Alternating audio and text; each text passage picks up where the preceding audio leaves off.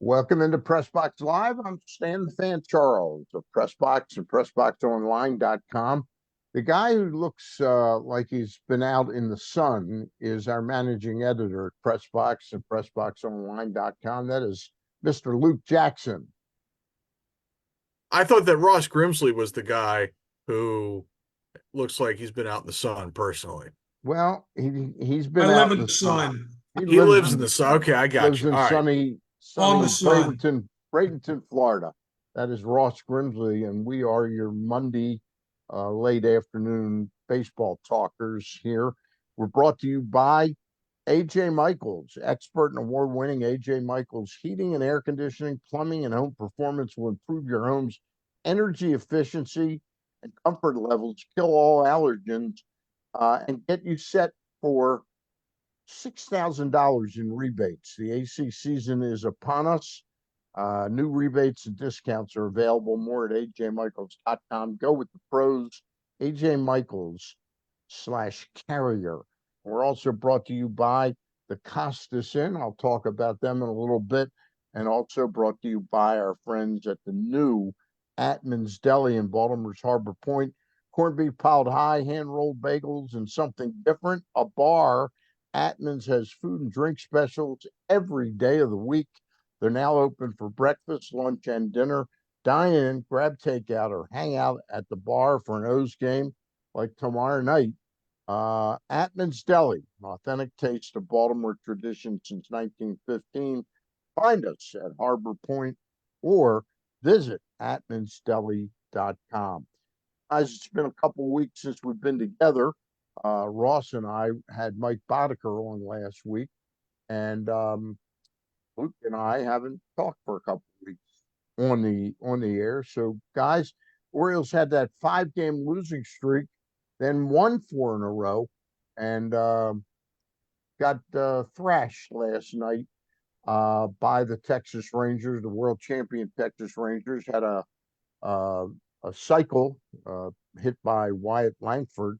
But I guess the big news around here is Cole Irvin has been substandard and then some for about 4 or 5 starts in a row. Plus, I know you don't watch every game. I say that a lot, but I know you've seen some of his games. What's he doing? What's he not doing now that he was doing so successfully, 3, 4 weeks, 5 weeks ago? But he had his last 5 games have been pretty Awful. to be nice. I They've been do get a chance to watch the game because I got the MLB package. So we've been watching quite a few of the Orioles games. Okay. And his June he was 1-3 in June with a 630 earned run average. 30 innings, 45 hits, 27 runs. So he didn't walk a lot of guys, struck out 20, but he's a guy who's not overpowering. He's never really the last several years hasn't been. He has to locate. He has to change speeds.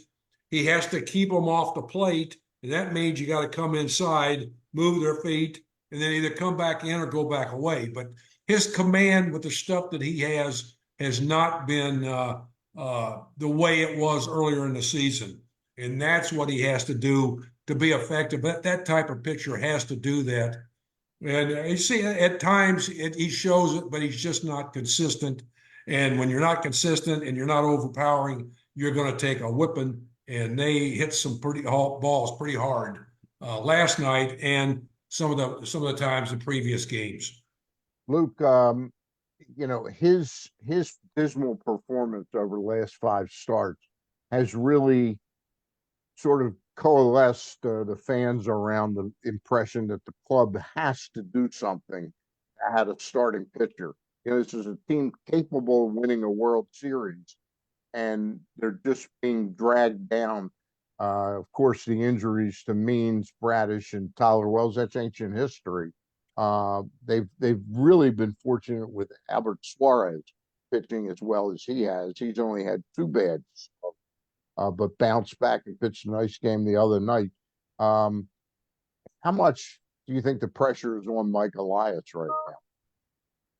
Well, I think Mike is known for the past several weeks at the least that he was going to have to fortify the rotation at the deadline. I don't think there's any question about that. But he can't make other teams trade him starting pitching right now. You know what I mean? Yeah. And so, I mean, as of right now, as of today, their best option is to get Cole Irvin pitching like he was in the first 2 months of the season. I think Ross was exactly right in what he was saying that Cole is just missing a lot in the middle of the plate. He's missing a lot in the nitro zone, so to speak. I mean, the first hitter of the game yesterday was Marcus Semien, who hit a fly ball to left field that I think is a home run 28 out of 30 parks. And that sort of set the tone. And he ended up getting out of the first inning without any damage done. But there were a lot of hard hit balls in about 4 innings of work. Derek Hill got him into the bird bath almost over the left field wall, and there were quite a few other hard hit balls in that outing. It just seemed to me to be a continuation of the past several outings for him, where just missing in bad spots to good hitters. I think Jose Ramirez got him a couple times in his start against Cleveland. And you and I are texting back and forth. One of the things that we identified was that a few starts ago, Atlanta was super aggressive against him, if you remember. Cole's a guy who typically throws a lot of strikes. Yep. And Atlanta, if you remember, had 2 runs on the board within his first 4 pitches. Yeah. They And they attacked him much the way that we attacked Luis Gill up yeah, in New and York. it seemed to me that maybe that got Cole a little off his game where now you're seeing a lot more deep counts. You're not seeing quite as many strikes. I want to see Cole Irvin attack the strike zone. I want him to see him scared of the barrel, so to speak. I don't think he is, but I think that Atlanta start might have gotten off his game a little bit, thinking that he had to be a little bit more fine around the strike zone. And really, the success he had the first 2 months of the season was really pounding the strike zone as well as anybody in the game. To your point, I counted at least five 3-2 pitches Mhm. in the first 3 innings. And at one time, I think it was Semien, Smith, and who was batting third last night? I can't remember, but it was all three in a row. And like, I think it was the third inning. He had Yeah, he had three, 60 pitches in the first 3 innings, if I'm not Yeah, mistaken. That's not Cole's game. no.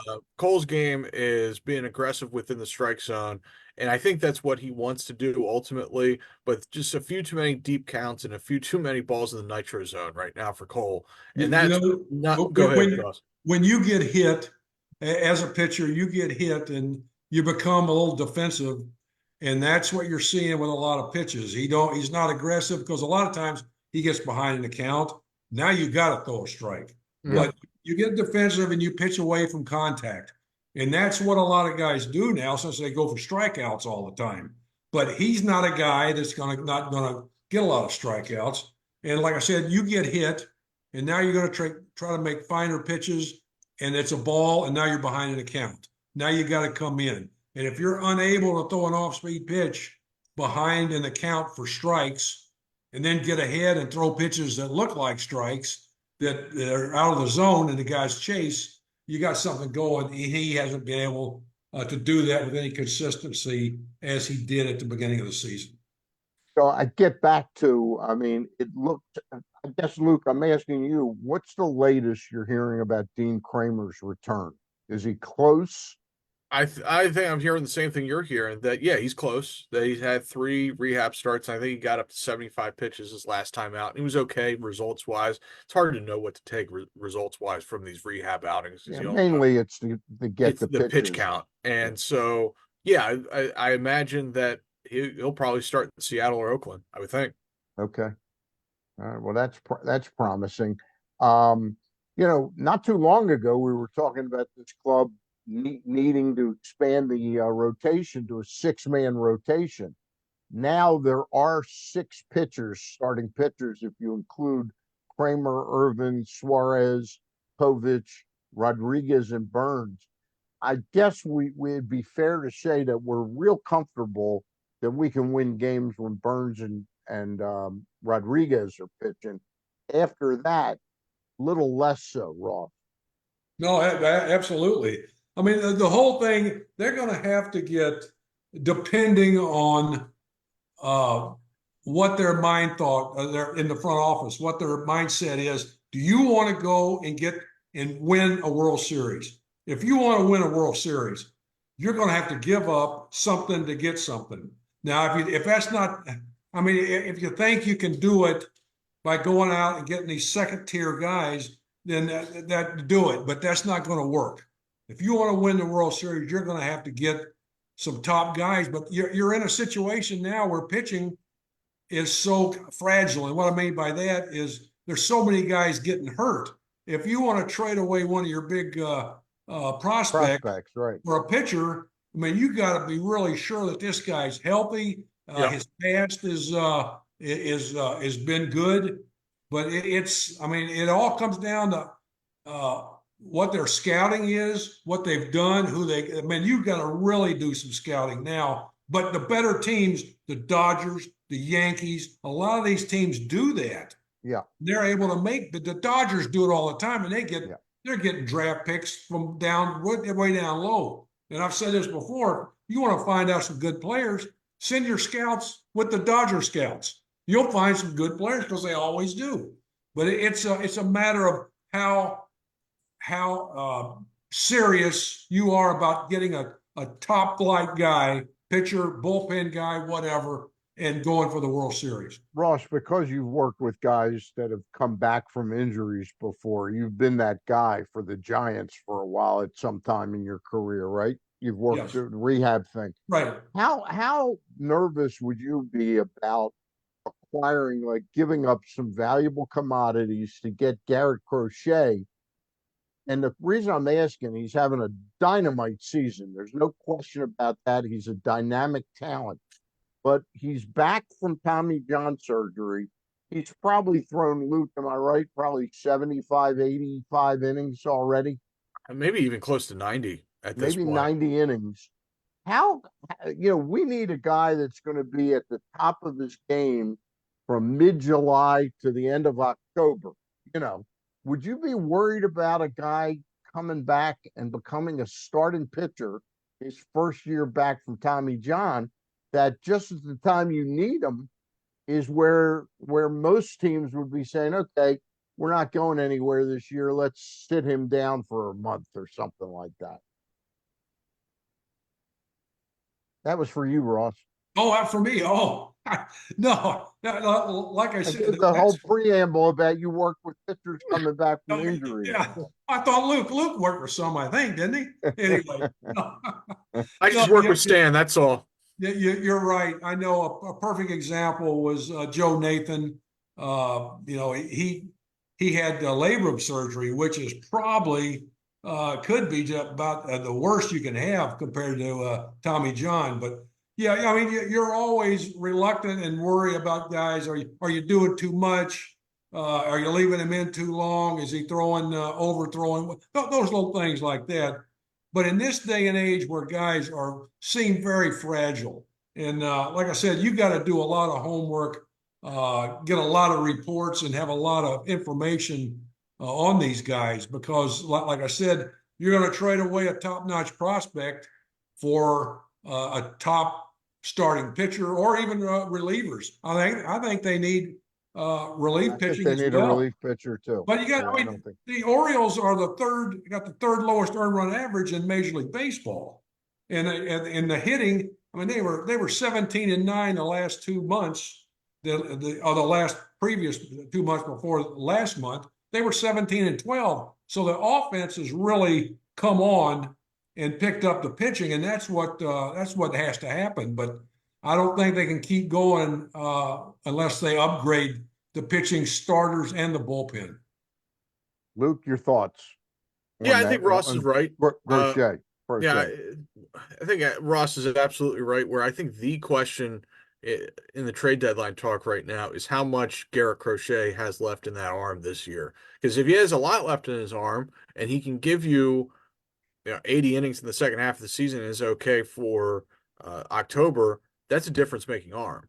That he is one of the most electric arms the Orioles have faced this year. I would say it's him, the first time they faced Luis Gil, and also Reynaldo Lopez.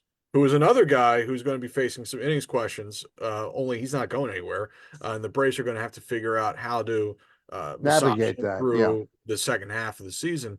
But yeah, and I almost wonder what teams think about Crochet at this point in the season. Do they think that he would be reliable in October, or do the White Sox have to attach like a more reliable piece to him in the as a part of some trade? So maybe you get like Crochet and Eric Fetty to get the prospects they really want for Crochet, or Right. maybe they attach him to like a reliever or something like that. Something like a piece that might be a little more relied upon to be available in October. I don't know. I'm just thinking out loud. Or maybe you acquire Crochet with the idea of him being like an Andrew Miller type of piece in October this year, and Yeah. then you're hoping he's a full-time starting pitcher starting next year, because I think you would get him for 2 more years of club control He after does this. have So he's arbitration eligible in 25 and 26.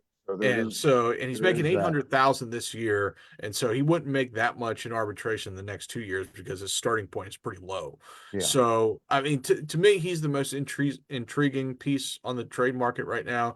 But I think there are going to be some other interesting arms that become available for a couple reasons. Number one, teams like the Blue Jays, maybe even the Rangers, will drop out of the race uh, in the next month.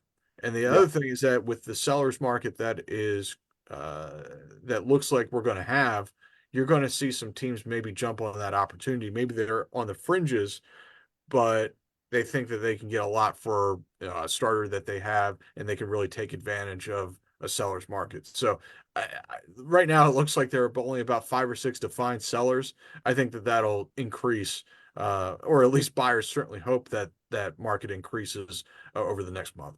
All right. Who Getting back. are who are the top who are the top quality pitchers, starters, that will make a difference and put you over the top and make you a legitimate World Series? Yeah, that's the thing, Ross, is that right now, like, does Eric Fetty, I like Eric Fetty. Does he move the needle in terms of winning a World Series? I don't think so. Cal Yeah. Quantrill, he's had a nice career. Does he really move the needle in Yeah. terms of helping a team win the World Series? I think Chris Bassett Yeah, will be available. I think that Andrew Heaney might be available from the Texas yep. Rangers. He's He an looked great last interesting. night, by the way. He looked fabulous. I've never understood why he doesn't have the same stuff from start to start. He's quite capable next time out of going out and giving up And give up 9 runs 3 or 4 in home three runs. innings or something Yeah, like I mean, the thing that's really hurt Heaney throughout his career has been the home run ball that. Yeah, that gives up a lot of fly balls, and a lot of them go over the fence. yeah, And maybe if you have him at Camden Yards, that's mitigated a little bit as a left-hander facing a lot of right-handed hitters.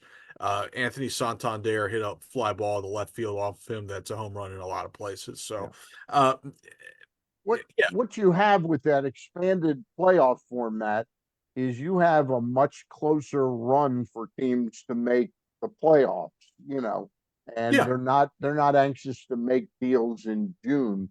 It right. sends a signal to their fans that we're giving up And yeah, when, and you so know, like you mentioned the Rangers, they've had a big attendance uptick after winning the World Series. I doubt their ownership at this point in the season wants to give up on the season. right. Uh, yeah, I think the Rangers are going to go down to the final few days figuring out what to do. And if they do decide to go the other way and sell, they do have some interesting pieces. As you said, they can get something for Andrew Heaney. I think Yeah. he's signed next year for about 13 mil. Right. That's He's a a pretty very reasonable price affordable for a number piece. four And starter. I think with the uncertainty around Corbin Burns, you know, and most people I talk to think he's one and done in Baltimore. Right. I don't necessarily agree with that. I think this ownership would like to make a statement, but he might Right. not be the right guy. So with that uncertainty, I think whomever they give up real ammunition in prospects, Mhm. they got to get 1 or 2 more years out of that player. Can't be Yeah, you're just absolutely right. acquiring him for You're August you're and you're September. absolutely right, Stan, because right now you look at next year's rotation and It's you're not getting Kyle Bradish Rodriguez, until the second half of the season, if that. So right? you're getting Grayson Rodriguez, Dean Kramer, Kramer, Cole Irvin, and yeah, Kate Povich. Kapovich, yeah, And so and you need to sort of shop ahead yeah, too. That's what I'd call it, shopping ahead. Speaking of shopping ahead, I need you guys to get your thumbs ready because I'm going to talk a little bit about the Costas Inn. I've talked to Nick and Pete. They still do a tremendous business during the summer. It's go go go go time for them. But they've noticed some attrition because of the Key Bridge collapse, and I don't mean to make light of it at all because it's certainly more serious than how it's impacted the Costas Inn. But I want to remind people that live in Middle River, Dundalk, Sparrows Point, Essex. If you haven't been there for a while, you may want to re-explore the Costas Inn because it's close by and it's very affordable. They've got great dinner specials Monday through Friday, and of course they've got the crabs that you love. So keep them in mind. The Costas Inn, 4100 North Point Boulevard. They've been a hallmark of the community out there in Dundalk and Sparrows Point, and they could use some more local people saying, "Hey, we haven't been to the Costas Inn." And I'll tell you one thing from us, we give them thumbs up. Ross, can you lift your thumbs a little higher? There we you go. All right, that's all 6 thumbs we got. If we had somebody else, we'd have 8 thumbs. Or maybe somebody who lost a thumb, we'd have 7 thumbs. But anyway, We're using our toes. seriously, the Costas Inn, a terrific place. We give it 6 thumbs up. And we'll conclude our program today by exploring this series we've got, Luke. We'd like to think that Friday, Saturday, and Sunday we're playing, one of the worst teams in baseball. The Oakland A's have fallen back to being probably top 5 worst teams in baseball after a somewhat promising start. But this is an interesting series in Seattle. Tuesday, Wednesday, and Thursday afternoon. Tuesday night, Wednesday night, Thursday afternoon on the 4th. These two teams match up pretty well. Yeah, and Seattle is a notoriously difficult place to hit. And you see a lot of 2-1 scores, 3-2 scores in Seattle, and you're going to get face a lot of good arms out of that Mariners rotation. And this series will be no different. I think George Kirby gets it started, and he'll face Grayson Rodriguez. That's a couple of outstanding arms. So yeah, I think the hitters in this series are probably going to have their work cut out for them because I'm assuming that Burns will start one of the next 2 games following Rodriguez because he was reinstated from the paternity list today. So we'll see how that shakes out. So the Orioles took 2 of 3 from Seattle in Baltimore. I think it was in May, if I'm not mistaken. So yeah, I mean, this will be, and they're in first place in the AL West. Personally, I think the Astros are the better team in the West, and I think long term the Astros will win that division. But yeah, this will be a nice test for the Orioles hitters in particular. Game 1 is Grayson Rodriguez against George Kirby. Game 2 is Corbin Burns versus Logan Gilbert. And hold on, I gotta get Wednesday. Whoops, I hit the wrong day. It's Thursday, and Thursday afternoon is Albert Suarez against Bryce Miller. So that's the matchups there. Orioles really got to hunt for 2 out of 3 of these games, Ross, right? Absolutely, yeah. I mean, the June schedule, we talked about that several times. Monstrous. They had some tough teams, and the fact that they played so many games in a row with I think 1 off day, so they have really done a great job against some very good baseball teams. So I don't look for it to stop. Hopefully the pitching will improve, but they're swinging the bats, they're getting big hits. Erstad come up, and he has really done a great job. He showed what he's capable of doing. Big grand slam the other night. They've just guys pick each other up. Mullins has come around. Everybody had his head on a platter. Hayes as well. He's done a good job and raised his average, and he's always a pretty good defensive player. So they got some guys doing. Henderson's unbelievable. Mountcastle, Rushman, that they show up every day. bust their butts. One of the teams that hustles the most out of anybody that I've seen play that this year. Everybody does. Just to put it in perspective, in March, April, the Orioles had from opening day to the end of April, they had 5 off days scheduled. Let me see if that's right. 3, 4, 5. In May, they had 1, 2, 3, 4 off days. In June, they had 1 off day, and that was the 17th of the month before we went to New York. This month, we've got the off day today. We don't play next Monday. The next Monday is part of the All-Star break. Then they got the next Monday they're off. So they've got 7 days off or 8 days off in the month of July. And then in August, they've got 3 days off. And in September, they've got 5 scheduled off days. So the schedule makers really made June a very, very tough month for the Orioles to get through. But this is a trip. I think you'd be very unhappy if you did anything less than 4 out of 6, Luke. Okay. But yeah, to your point, June was very challenging. And if you had told the Orioles that I think they went 17 and 12 in the month, and they finished the month tied for first place in the AL East, I think they probably would have taken that Yeah, at the beginning of the month. I know it ended with a thud, and there was a 5-game losing streak mixed in, but they were playing a surging Astros team. And like I said, I think the Astros are actually the best team in the West. I think they would have taken 17 and 12 and tied for first at the beginning of the month. yeah. So that, with that being said, yeah, I think a 4-2 trip would be great.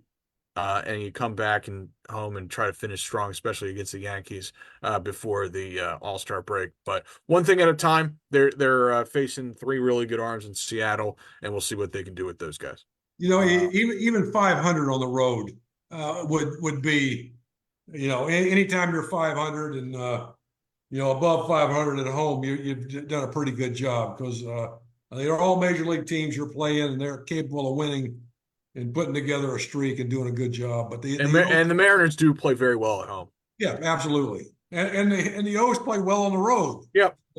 That's a good sign. So Any thoughts on the Yankees? How they've sort of I won't say they've fallen apart, but the injuries to Stanton and Rizzo really expose a lineup that is, aside from Volpe, Soto, and Judge, and they usually bat 1, 2, 3.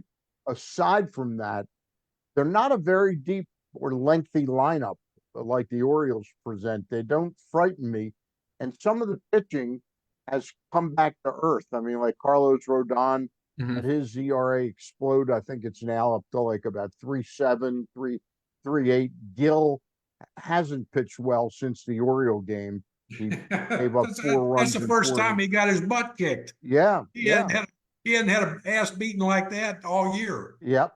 Yeah. So maybe they're coming back down to earth a little bit. I have the Orioles. My new power rankings are out with a commentary about owner David Rubenstein, and I think the Orioles are the #1 team in all of baseball right now, in my opinion. Phillies have a slightly better record, but they fall to second because of the injuries to Kyle Schwarber and Bryce Harper. To me, that's going to knock them down a little bit. And they got a huge series this coming weekend in Atlanta. So we'll see how that plays out. Guys, Yeah. that's gonna do it for this week. Do you have any comments on the Yankees, Luke or Ross?